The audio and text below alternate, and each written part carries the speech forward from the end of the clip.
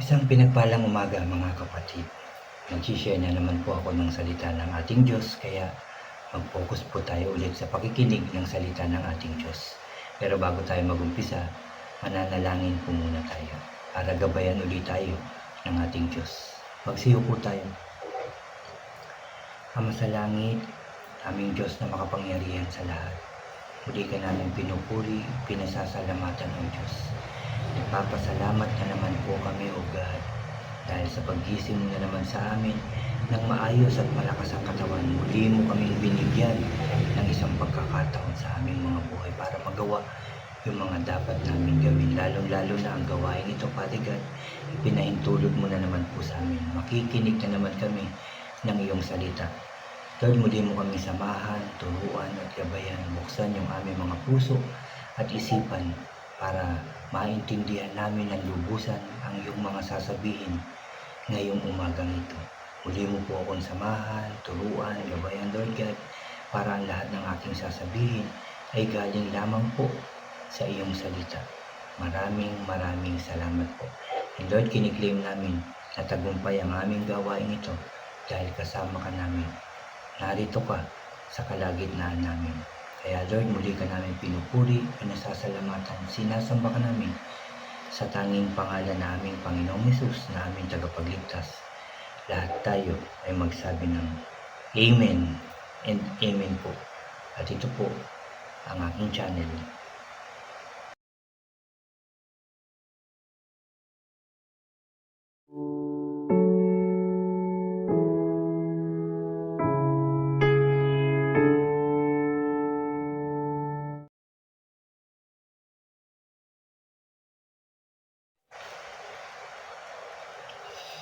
Hello po ulit mga kapatid, isang pinagpalang umaga po sa ating lahat mga kapatid. Pinagpala talaga tayo kasi makakapakinig na naman tayo ng salita ng ating Diyos.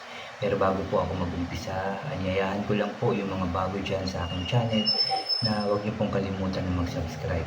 Paki-like and share niyo po ang aking mga videos at paki-click na rin po ang notification bell para lagi po kayong updated sa mga bago at iba ko pang i-upload. Salamat.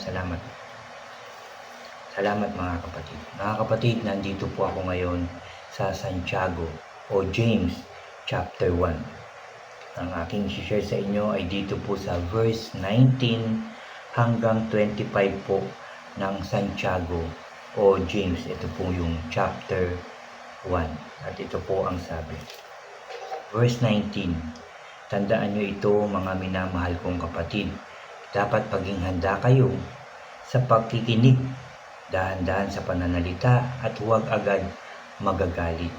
Sapagkat ang galit ay hindi nakakatulong sa tao para maging matuwid sa paningin ng Diyos.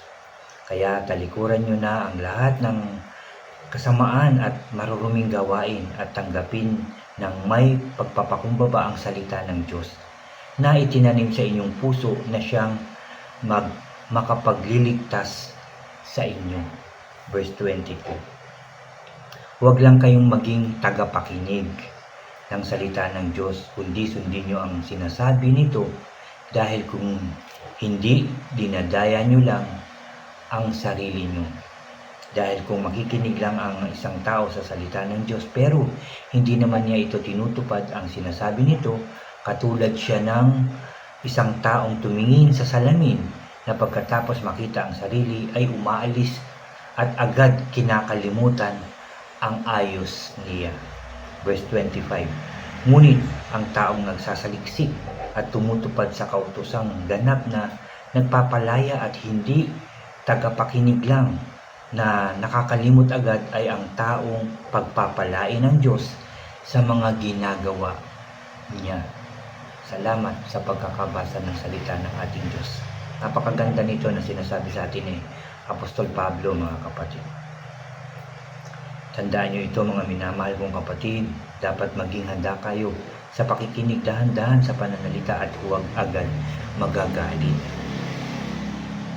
Kapag nakikinig kasi tayo, kuminsan ng salita ng ating Diyos, sa preaching, sa mga Bible study, kuminsan akala natin patama sa atin yung binabasa nung nagli-lead o nagpipreach o nagsishare ng Word of God. Ano?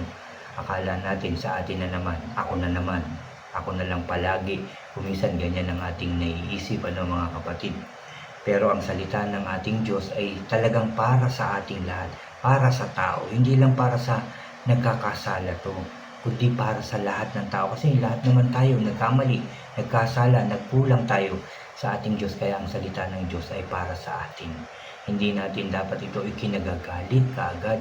Hindi dapat sumasama ang loob natin sa mga nagpipreach nito, sa mga nagsishare nito, sa mga nagpapaliwanag nito. Sa mga nagli-lead, halimbawa ng Bible study, hindi tayo dapat sumasama ang loob. Dahil kahit yung kanyang sinishare, ay para sa kanya rin yun. Sinasabi rin sa kanya ng Diyos yun, mga kapatid. Kaya dahan-dahan tayo, lalo-lalo na sa pananalita. Hindi kagad nagagalit, nagtatampo, naiinis, sumasama ang loob. Hindi dapat ito. Dapat ang salita ng ating Diyos talaga ay ating pinapakinggan. At ito po ay ating sinusunod at isinasabuhay. Sapagkat ang galit ay hindi nakakatulong sa tao para maging matuwid sa paningin ng Diyos kung palagi tayo nagagalit. Hindi talaga nagiging matuwid yan sa paningin ng ating Diyos. Kasi syempre, inis na inis. Kung ano-ano yung nasasabing hindi magaganda, di ba po? Padabog-dabog, isa nakakapagmura na tayo. Masakit na yung ating sinasabi. Baka kuminsan yung ating sinasabi, mas masakit pa sa salita ng ating Diyos. Kasi ang salita ng Diyos ay is like a double-edged sword, mga kapatid. Kaya pag tumama talaga sa atin, sakit. Kaya kung magagalit ka, magsasalita ka rin ng masakit sa iyong kapwa dahil lang sa pakikinig ng salita ng Diyos at yung payo na galing din sa salita ng Diyos, hindi ito nararapat.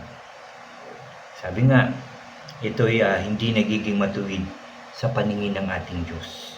Kaya talikuran nyo na ang lahat ng kasamaan at maruruming gawain at tanggapin ng may pagpapakumbaba ang salita ng Diyos na itinanim sa inyong puso na siyang makakapagligtas sa inyo. May panalangin tayo na ang salita ng Diyos ay maisa puso, maisa buhay ng bawat isa. Yan ang dapat natin gawin, mga kapatid. Maisa buhay ito. May apply ng maayos at tama sa ating buhay ang Word of God. Tanggapin natin ito ng may pagpapakumbaba, ang salita ng ating Diyos na itinanim sa atin. Kasi when we hear o kapag umaattend tayo ng Bible study, nakakapakinig tayo ng salita ng Diyos, itinatanim sa atin yan, nalalagay yan.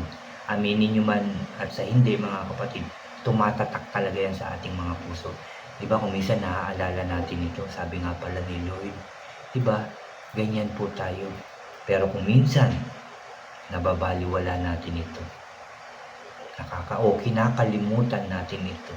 Kasi hindi talaga natin makakalimutan ng Word of God na itinanim na sa atin. Tayo lang kuminsan ang bumabaliwala dito. Huwag lang kayong maging tagapakinig ng salita ng Diyos, kundi sundin nyo ang sinasabi nito dahil kung hindi, dinadaya nyo lang ang inyong sarili. Na sabi dito, dahil kung nakikinig lang ang isang tao sa salita ng Diyos pero hindi naman niya tinutupad ang sinasabi nito, katulad siya ng isang taong tumingin sa salamin na pagkatapos makita ang sarili ay umaalis agad at kinakalimutan ang kanyang ayos. Diba? Pag tumingin tayo sa salamin, alis na tayo. Nakakalimutan na natin kung maayos ba yung buhok, kung magulo ba, sa mga babae kung naka-makeup ba ng maayos, kung naka-lipstick ba, tayo rin mga lalaki kung ayos ba yung ating pananamit, na kung minsan paglabas, wala na, okay na lang. Parang ganun po yung pakikinig ng salita ng Diyos. Nakinig, pero pagkatapos wala na. Hindi na naisa buhay, hindi na in-apply sa buhay. Kinalimutan kaagad. Ngunit, ang tao, sabi sa verse 25, ngunit ang taong nagsasaliksik at tumutupad ng kautosang ganap na nagpapalaya at hindi tagapakinig lang na nakakalimot agad ay ang taong pagpapalain ng Diyos sa mga ginagawa niya. Ulitin ko, ngunit ang taong nagsasaliksik at tumutupad sa kautosang ganap na nagpapalaya at hindi tagapakinig lang na nakakalimot agad ay ang taong pagpapalain ng Diyos sa mga ginagawa niya. Napakinggan, inapply, isinabuhay, shiner din yung salita ng ating Diyos. Sabi po dito, pagpapalain siya ng ating Diyos sa kanyang mga ginagawa. Magpapatuloy tayo na gumawa ng kabutihan. Yung mga sinabi ng Diyos, i-apply natin. Masakit, no? Pag tinatama tayo ng, lalo-lalo na ng Word of God, pag tinatama tayo ng salita ng Diyos, masakit po talaga ito. Kuminsan parang iniisip natin, parang hindi natin magagawa. Pero kaya natin ito sa tulong siyempre ng ating Diyos, sa tulong ng banal na Espiritu na nasa sa atin. Hihingi tayo ng gabay sa Kanya. Hihingi tayo ng kaalaman at karunungan sa ating Diyos para malaman natin yung tama at mali. At siyempre, ang pipiliin natin lagi yung tama. Ang pipiliin natin lagi yung pagpapala ng ating Diyos. Hindi yung curse, hindi yung sumpa.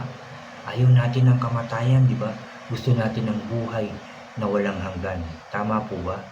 So, ang dapat natin gawin, makinig, isabuhay, sundin ang salita ng ating Diyos. Yung kanyang mga utos, yung kanyang mga tuntunin, gagawin po natin ito sa tulong ng banal na Espiritu. Lagi tayong mananalangin, hihingi ng protection, ng guidance, wisdom and knowledge and understanding. Hingin natin yan lahat sa Diyos. Ibibigay niya yan mga kapatid dahil gusto natin makasunod sa Kanya. Dahil gusto natin tuparin yung Kanyang mga sinasabi, inuutos sa atin, bibigyan niya tayo ng ating mga hinihiling, lalo na para mapagtagumpayan natin ang lahat ng sinasabi ng Diyos, inuutos sa atin. Hindi niya tayo pababayaan, hindi niya tayo kakalimutan mga kapatid, hindi niya tayo iiwanan. Mahal tayo ng ating Diyos. Gusto ng Diyos, maayos, masaya, masagana, tagumpay at payapa ang ating buhay. Kaya kung susunod tayo sa salita ni Lord, makakamtam natin, matatanggap natin yung kanyang mga plano, yung kanyang mga pagpapala at mararamdaman natin yung kanyang tunay na pagmamahal sa ating lahat. Mahal na matandaan natin to mahal na mahal tayo ng ating Diyos. At yan po ang aking sharing ngayong umagang ito. Ulitin ko dito po sa James o Santiago chapter 1 verse 19 hanggang verse 25 po. Mamaya balikan nyo ulit to. Basahin nyo ulit to mga kapatid. Salamat ulit sa salita ng ating Diyos. Salamat sa Word of God na madadagdag natin sa ating kaalaman at madadagdag sa itinanim sa ating mga puso. At I believe and pray na ito'y magbubunga sa ating mga buhay. Salamat sa salita ng ating Diyos at salamat din sa pakikinig niyo mga kapatid. Muli tayong mananalangin. Ipagpapasalamat natin sa Diyos ang lahat ng kanyang sinabi, inutos sa atin ngayong umagang ito. Magsiyuko tayo. Yes, O God, Father God in heaven, muli ka namin pinupuri, pinasasalamatan, O Diyos. Maraming salamat na naman, Lord, sa iyong salita na aming napakinggan, O God. Salamat po. Salamat po at tinuturuan mo na naman kami para kami ay maging mabuting tao para sa inyo, O God. Lord, masunod namin ito. Magawa namin itong mga inuutos mo sa amin, Lord God, na isabuhay namin ang iyong mga salita, O Diyos. Pakinggan ng maayos. Balik-balikan ito at isabuhay. At lalong-lalo na i-share din sa aming mga mahal sa buhay at sa ibang tao. Lagi mo po kaming samahan, Lord. Lagi mo po kaming turuan, O God. Bigyan ng kaalaman, karunungan, Lord God. Para lahat ito'y maintindihan namin. Para lahat ito'y magawa namin. At ma-apply namin sa aming mga buhay, Lord. Upang kami ay maging mabuti, matuwid sa inyong paningin. At upang pagpalain mo kami, Lord. Makasunod nawa kami sa iyo, Lord.